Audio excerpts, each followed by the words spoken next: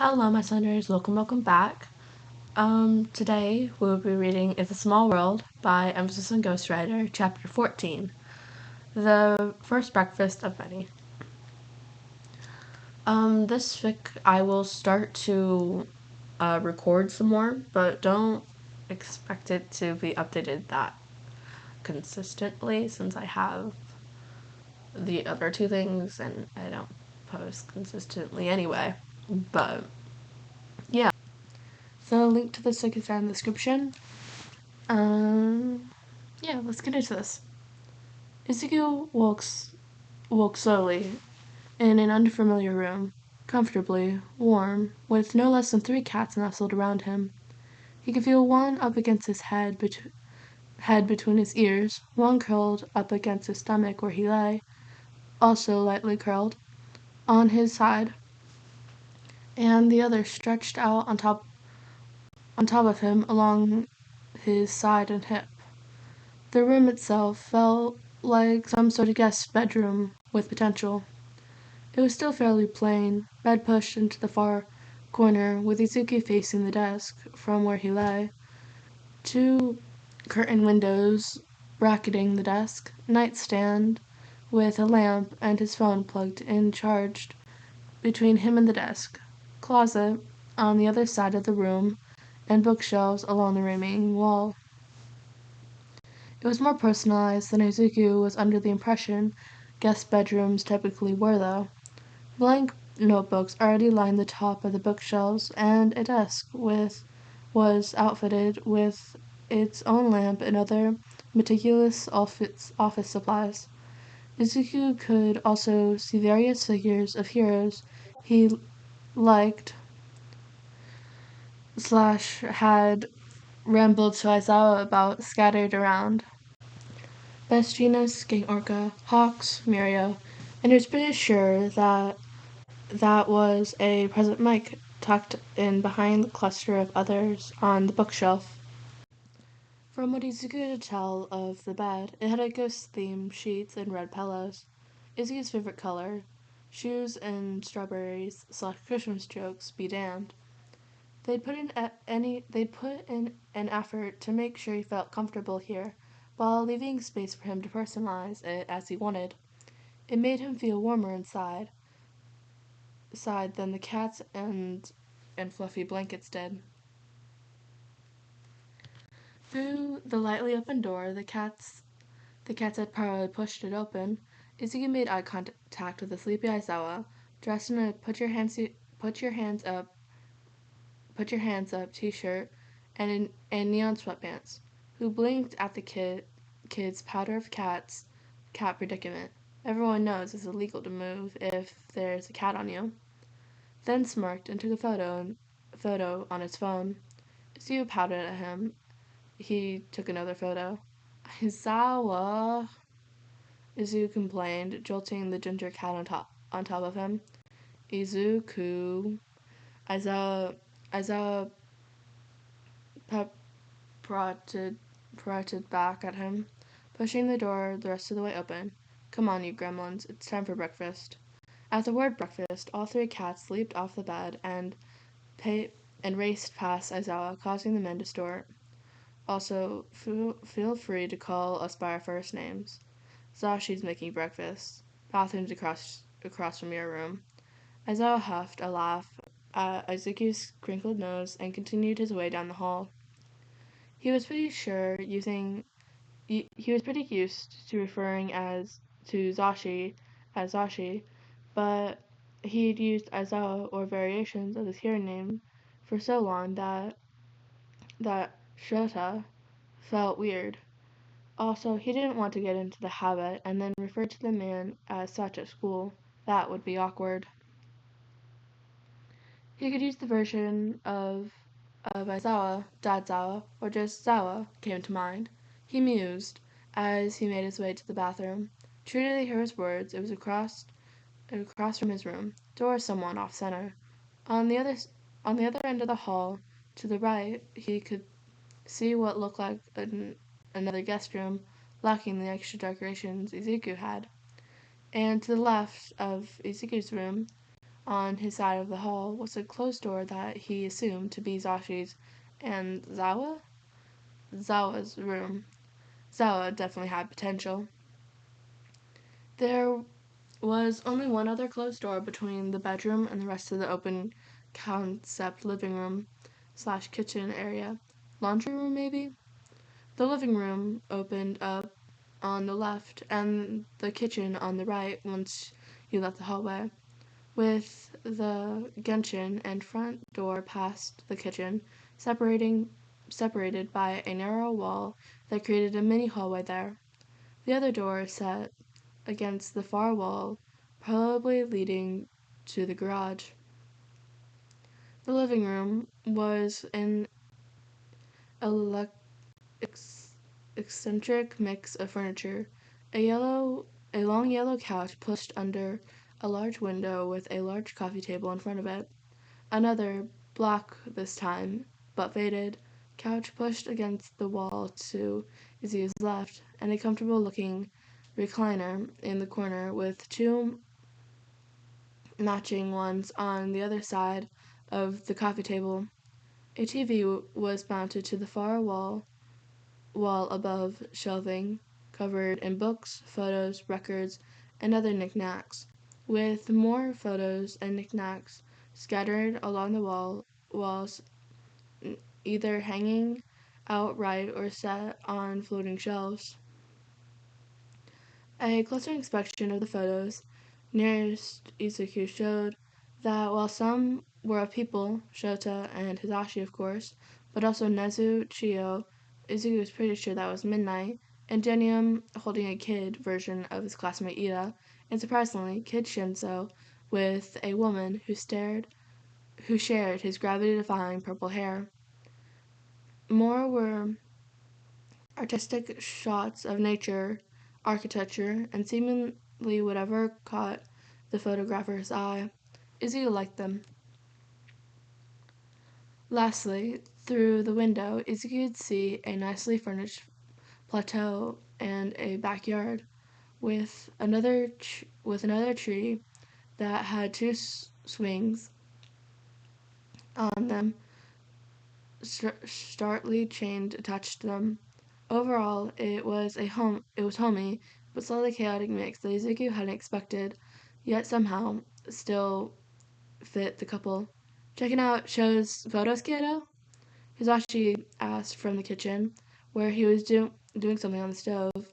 Shota was sitting at the table, staring blankly into his coffee cup, needless of a small calico purring a storm on top of his head. "You took these?" Izuku asked, making his way over. Zawa blinked at him. Zashi said I had to have hobbies. "Your life can't just be me, the cats, hero work, and sleep, Shota. You need hobbies.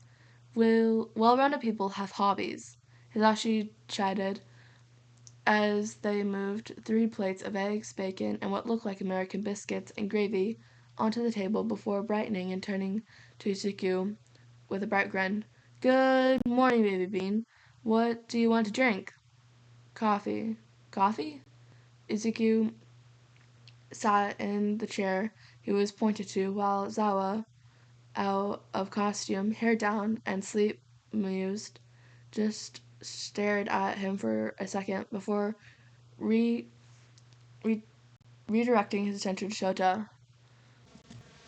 "You've already infected him." Hisashi's tone was dry. "I'm 99.9% sure it came that way," Shota defended, somehow nodding his head at Izuku without dislodging the cat. Hisashi just sighed, asked Izuku how he took it, and prepared him a cup. "Hope you like American breakfast, kid. For some reason, they're Zashi's favorite to make." The tired pro finally reached up and removed the cat. Really more of a kitten, from his head. "I don't know if you remember meeting them last night. You were pretty out of it by the time we got in, but this is Ramen." He showed Izuku the small calico before putting her down. The ginger is Bastard, and the long-haired Siamese is Princess.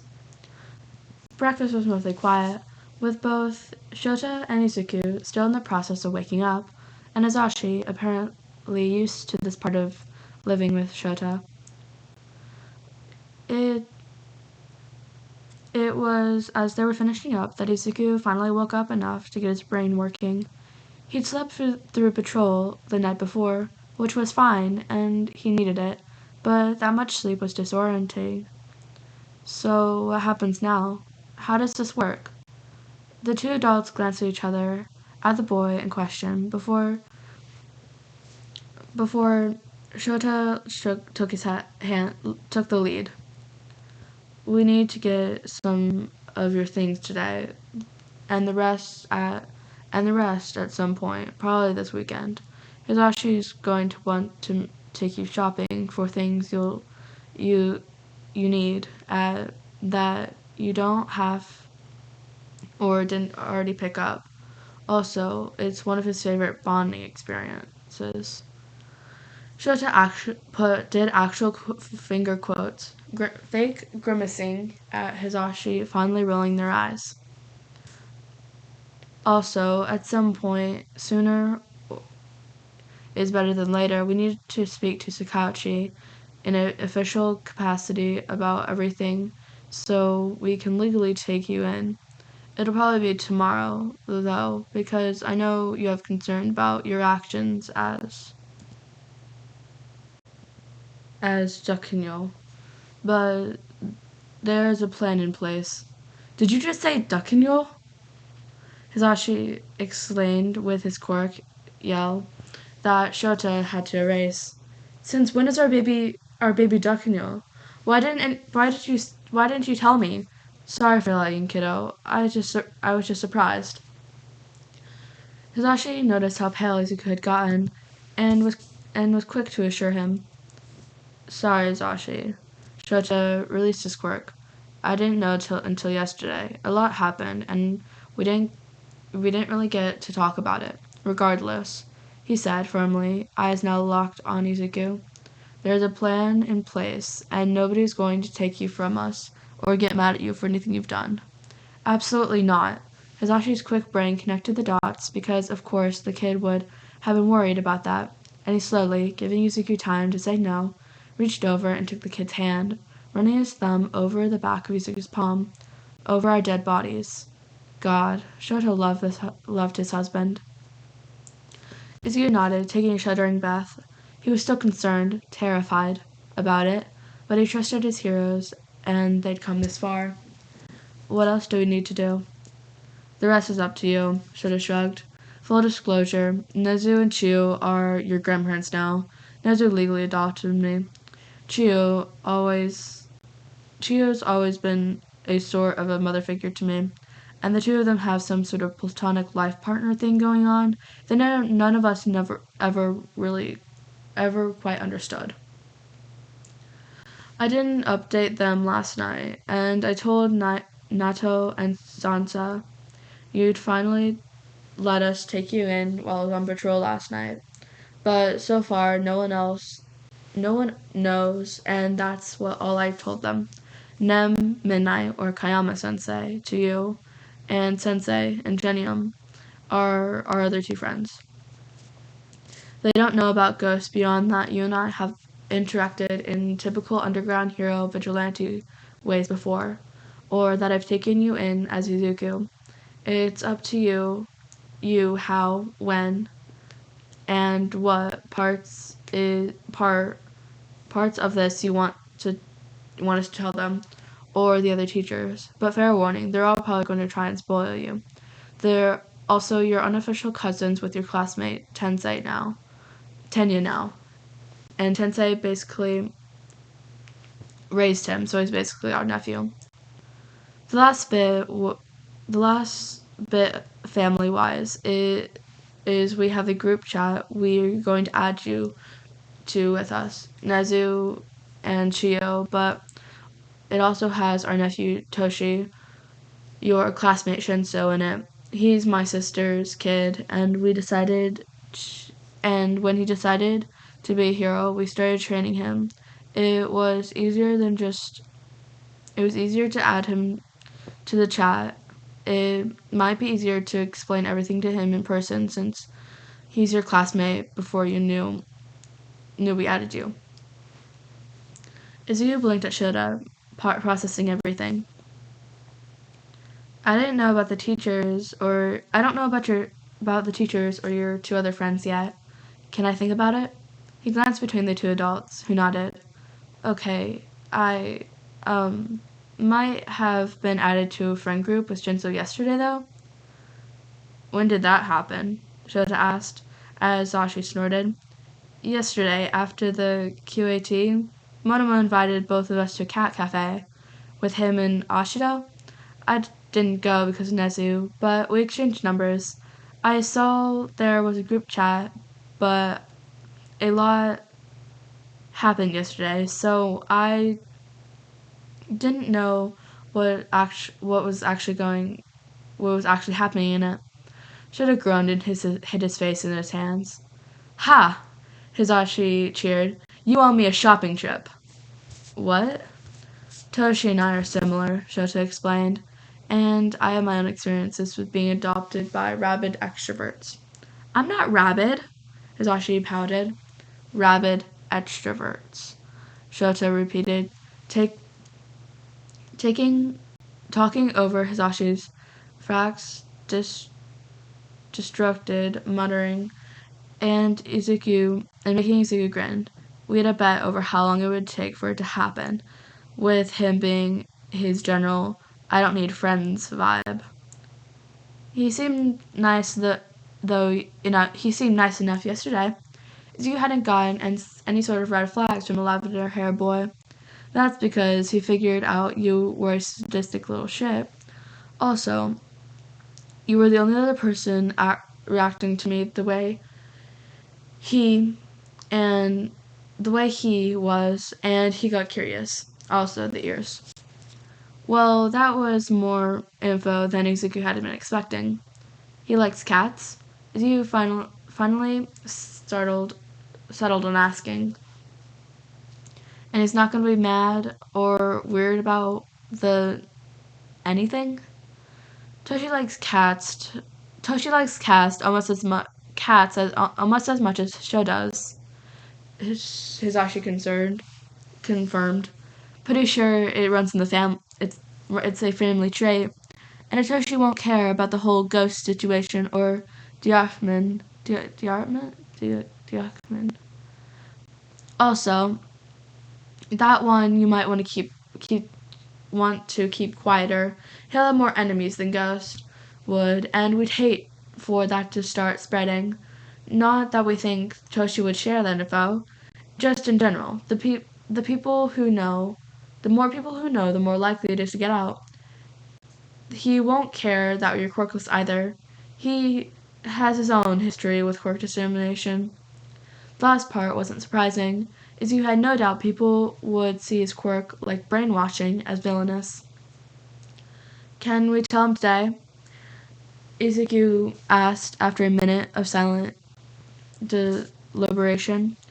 Just that you've taken me in. I don't want him to know about Ghost or Diatman yet. You can tell the teachers too, but I don't want to be there for that. I'll invite him and Ren, my sister, over for dinner after we grab your things. Shota nodded. How does that sound? That sounds fine, Izuku nodded. Then the final question weighing on him. Putting it off wouldn't help any. Do I have to stop being Ghost now? Shoten and Hizashi met each other's eyes for a moment, having a silent conversation before Shota sighed. Legally, no. Legally, no one can stop you from being Ghost. With a vigilante loophole you fall into. You are still breaking curfew, though. As your parents, we could put our foot down on the matter, but we prefer not to. The occasional patrol would be fine if I or another pro I trust accompanies you on them. Depending on where you are in your schooling, they would even count towards your internships, especially if you want to go underground. That being said, the nightly or near nightly patrols do need to stop, if only because we know what your workload would be as a student, and burning you out isn't going to help anyone. You were near dead on your feet yesterday as it was, problem child. Shota shot him a pointed look. Beyond that, we can discuss it later. If we don't start getting ready for school, we're going to be late. We need to get there early so Sashi can do his hair, and I have some stuff I need to talk to Nezu about. I'll grab your plate. Your uniform is hanging in the laundry room, door next to the bathroom. Oh shit, thanks, Sawa, Izuku yelped, ignoring the language called after him as he caught a glimpse of the time and bolted for his uniform, almost tripping over Bastard in his haste. He missed Hizashi snickering and the look on Shota's face. The man hadn't actually been expecting the kid to try nicknames so soon after he was just calling him by his full last name this morning. The two adults quickly followed Izuku in getting ready, though. They had a long day started after all. To get started after it all. That was the end of chapter 14. The first breakfast of many. As always, the link is down in the description, and I hope you all enjoyed. I will see you all next time. I'm sorry for saying his online name wrong. I'm not completely sure how to say it, so I'm trying my best. Yeah, have a good day or night, and I will see you all next time.